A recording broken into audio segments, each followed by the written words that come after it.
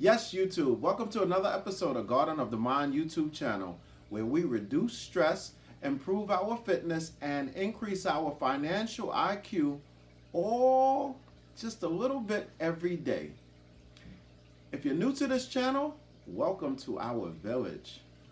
Today for Fit Fridays, we will be discussing to eat or not to eat. If you don't know what it is that I'm talking about, you're in the right place. So let's get into it. Food. Everybody has to eat, but what do you have to eat? And why do you eat it? Well, food is supposed to be nutritious. It's supposed to be a way of you getting nutrients into your body so that you can grow up to be big and strong. Some people eat to live, some people live to eat. There's a balance there somewhere. Now, I'm not here to kick over your sandbox, be judgmental, or squeeze all of the joy out of what it is that you're doing and the food that you're eating. I'm just trying to draw more attention to what it is that you're eating.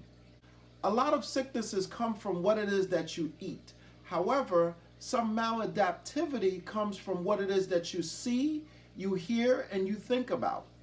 Psalms 139:14 tells us that we are fearfully and wonderfully made. So our bodies are perfect. But what it is that we put into our bodies, that kind of shortens our lifespan. Now, in the caveman days, they ate what was around at that time. And what was around at that time was fruits, vegetables, nuts, and whatever it is that they could hunt.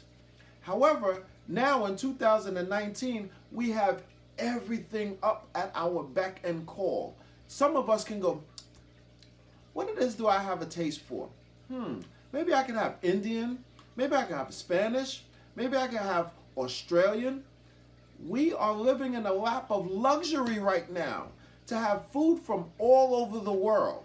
And whatever it is that we can't order from a restaurant, we can go into the supermarket and purchase. And these prepackaged items. So anything that you order that has a wrapping around it has a lot of chemicals in there. Why does it have chemicals in there? Because in order for them to keep it as fresh as the day they made it to the time that it gets to you, preservatives have to be added. You don't have to be a Rhodes Scholar to know that chemicals produce a chemical reaction when they're put together. So if you're eating a lot of packaged foods, imagine the amount of chemicals reactions that go on in your body on a day-to-day basis. Now, like I said, I'm not here to kick over your sandbox, squeeze the joy out of your life, or be judgmental. I'd like for you to just be conscious of exactly what it is that you're eating. Now, you can choose to eat processed foods or prepackaged foods or junk food altogether. That's completely your choice. What I'm looking to do is to provide an alternative so that you can make the choice. Junk food, processed foods, comfort foods, whatever the case, I'm not saying stop that. I love some of those things. But what I am saying is let's try to be a little bit more conscious in terms of how many times we order those things, buy them or whatever, and how much we have on a daily basis. So those are the two things that I'd like for you to be conscious of, is how much you have them and how often you have them. There was a time that I actually believed if I worked out, that would be all that I needed out of life. I would be workout man and there would be nothing that could harm workout man. Well, let me tell you what happened. One day, workout man went to the doctor and the doctor took a look at his test results and said, you have elevated cholesterol level.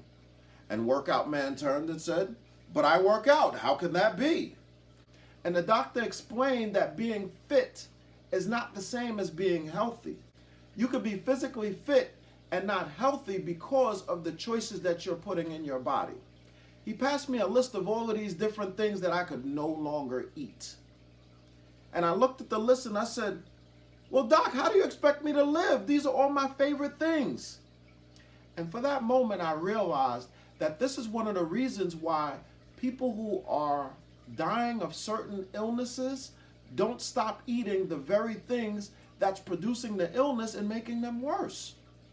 It's because these foods are their favorite foods. Imagine if someone came to you and told you all of the things that you love out of life, you could no longer participate in, all of the foods that you like, you could no longer eat. You would probably question whether that is going to contribute to a quality of life that you would even want to participate in. Well, Workout Man had to change because he wanted to be around for a long time, and I hope the same for you. So I had to change from all of the foods that I loved to other types of foods, and I didn't think that was going to be possible because these were all of the things that I loved. But one of the things that I found out is that you can find alternative foods, or you can make small changes in your diet which contributes to a big change over time. That's the reason why we're talking now. Now, understand, healthy is a misnomer. What I like to say is more healthy, because healthy for me is not healthy for someone else, and vice versa. There are so many different choices out there and so many different ways of living, and if you listen to everybody that has something to say, you'll be completely confused, because one day this is healthy, the next day it's not. The next day this is healthy, the next day it's not. What I would say is to try to limit the amount of prepackaged foods that you eat. Now understand, no matter what it is that you do, you will never be above criticism. Right after I finish saying that you should have less prepackaged foods, someone else will say, well, you need to cook your own meals. And the criticism to cooking your own meals would be, well, you need to have more fruits and vegetables. And the criticism behind having more fruits and vegetables is you have to have organic. And once you have organic, then someone else would say, well, there's no regulating body behind organic, so how do you know it's organic? Then another criticism is, well, you got to grow your own fruits. Then another criticism will be, well, you have to test your soil. The bottom line is, no matter what it is that you do, people are going to have something to say. You have to figure out what it is that your goal is and stick to your goal, and only focus in on what your goal is. Now, one tip to making a change is to have 5 days where you eat the way that you would like to eat, and then 2 days where you eat whatever it is that you would like to eat. The reason for doing that is you have to reward yourself.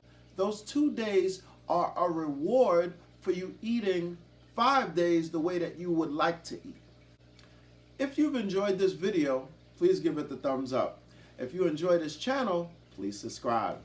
If you want to know when I post, which is Mondays, Wednesdays, and Fridays, but the exact times, please click that notification bell and it'll let you know every time I post a video, so you'll be the first one to see it.